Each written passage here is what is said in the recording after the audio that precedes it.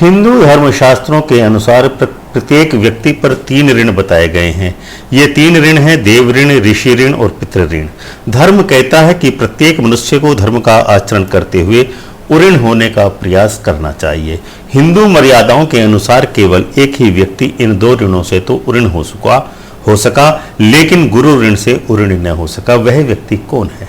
वह किस प्रकार इन तीनों ही ऋणों से उऋण होने का प्रयास करता रहा और केवल गुरु ऋण उसके ऊपर शेष रहा।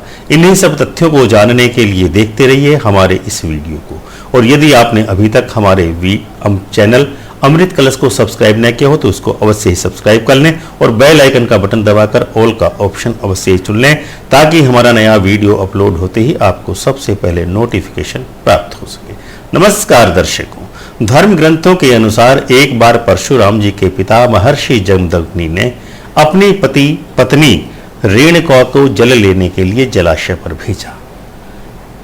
जलाशय में रेणुका ने चित्ररथ नामक गंधर्व को अपनी पत्नी के साथ काम क्रीड़ा करते देखा, जिसके कारण वे जब जल लेकर लौटी तो उनको विलंब हो गया और इसके साथ ही साथ वे काम भावना से भी पीड़ित हो गई। जमदग्नि ने अपने तप बल से पत्नी के विलंब का कारण जान लिया, जिसके कारण वह अत्यंत क्रुद्ध हो गए और उन्होंने अपने 5 पुत्रों को बुलाकर रेणुका का वध करने का आदेश दिया।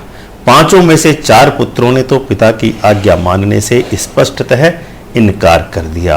अंत में सबसे छोटे पुत्र परशुराम ने पिता की आज्ञा मान करके अपनी माता रेणुका का सिर धड़ से विच्छेद कर दिया।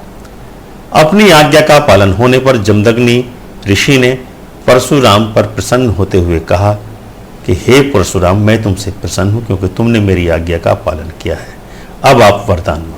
परशुराम जी ने अपने पिता से यह वरदान मांगा कि यदि आप मुझसे प्रसन्न हैं तो मेरी माता का पुनः सजीवन कर दीजिए। इस प्रकार माता का पुनः सजीवन होने पर परशुराम जी अपने पिता के ऋण से उऋण हो सके। इसके बाद में जब सहस्रार्जुन के द्वारा जमदग्नि की हत्या कर दी गई तो परशुराम जी की माता रेणुका ने 21 बार अपनी छाती पीट पीट कर रोई थी।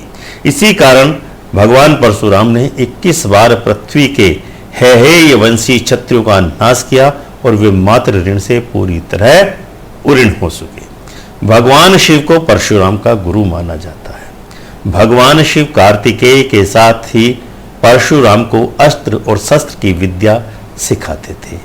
कैलाश के उन्नत शिखर को पार करने में अक्सर ही उस समय हंसों को परेशानी होती थी।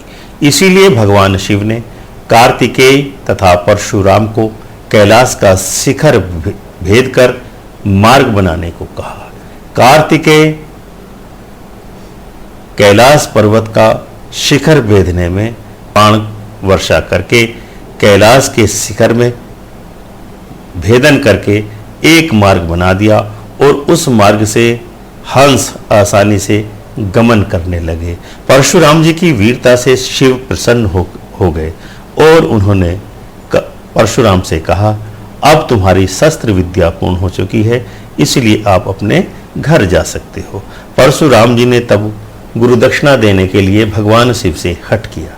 भगवान शिव ने तब कहा कि मेरे गले में शेष जी के 1000 मुंडों की माला है, उसमें 1 मुंड कम है, शेष जी का 1 मुंड लाओ।